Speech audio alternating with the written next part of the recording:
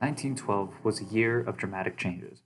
It was the year the Republic of China was founded, Arizona and New Mexico became states, and the Titanic hit an iceberg and sunk.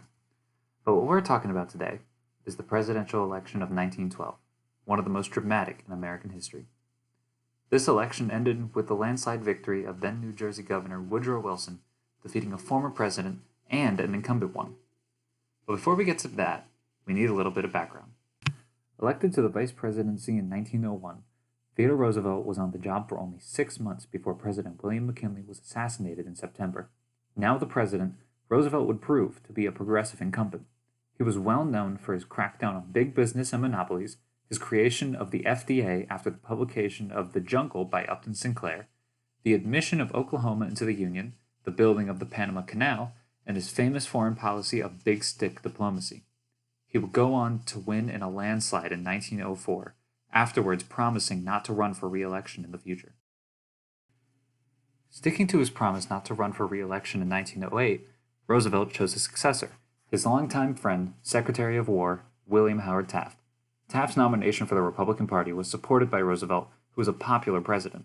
The election of 1908 was another landslide for the Republican Party.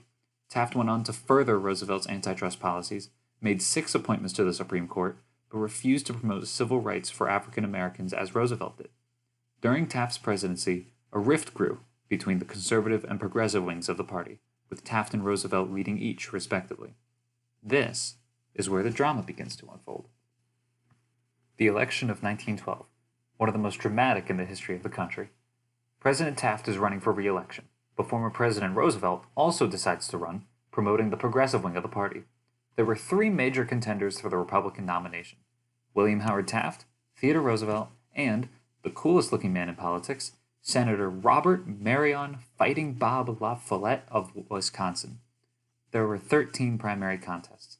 La Follette won 2 states and had 36 delegates. Taft also won 2 states and won 124 delegates. Roosevelt won 9 states, the popular vote overall, and 290 delegates. Theodore Roosevelt is the 1912 nominee for the Republican Party, right? Nope. Due to old convention rules, Taft ended up with 566 delegates at the convention, blowing Roosevelt out of the water. Taft wins the nomination for the Republican Party.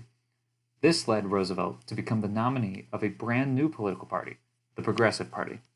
This party promoted the ideals of progressive Republicans, and this party would lead to one of the worst losses that the Republican Party has seen. Meanwhile, the Democratic Party's nomination process was almost just as dramatic. In a field of 9 candidates, the party had one of the most contested primary conventions in history. Initially, then Speaker of the House James Clark had the most support from the delegates at the convention. Due to more old rules at the conventions, Clark was not able to win the nomination despite having more delegates. So, another round of voting happened, and candidates began to give up their delegates to be awarded to others. And another round of voting happened, and another, and another, and another, and another. It took 46 rounds of voting to decide a winner.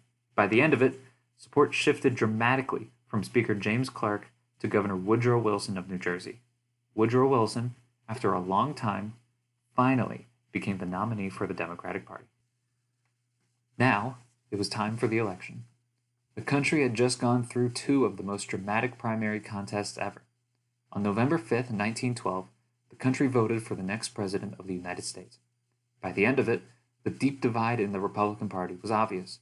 Incumbent President Taft had won 2 states and 8 electoral votes. Former President Roosevelt won 6 states and 88 electoral votes.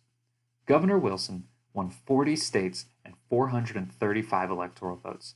This was due to the deep divide in the Republican Party.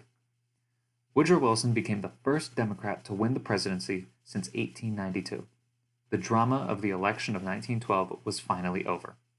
Woodrow Wilson becomes the president, promotes a progressive platform despite promoting segregation, created the League of Nations, and would lead the country through the bloodiest war the world had ever seen at this point. Now that the election was over, let's take a look at what happened to William Howard Taft and Theodore Roosevelt after 1912. Theodore Roosevelt went on to campaign for progressive candidates, but refused the nomination to the Progressive Party ticket for the presidential election of 1916. This election would end up being another win for President Wilson. Roosevelt went back and forth on approving Wilson's policies as president and supported harsher punishments against Germany for their actions in World War I. Roosevelt was largely speculated to be a frontrunner for the Republican Party nomination for the 1920 election. But before this could happen, he died in his sleep on January 5, 1919. After his presidency, William Howard Taft lectured at Yale Law School for the duration of President Wilson's terms. Taft was at odds with Wilson, criticizing many of his policies. For the 1920 presidential election, Taft supported the Republican ticket of Warren G. Harding and Calvin Coolidge. Harding would end up winning this election, and when a Supreme Court spot opened up, Taft was nominated. From 1921 to 1930, William Howard Taft was the Chief Justice of the United States. In 1930, Taft resigned from the Supreme Court due to declining health and died the following month on March 8.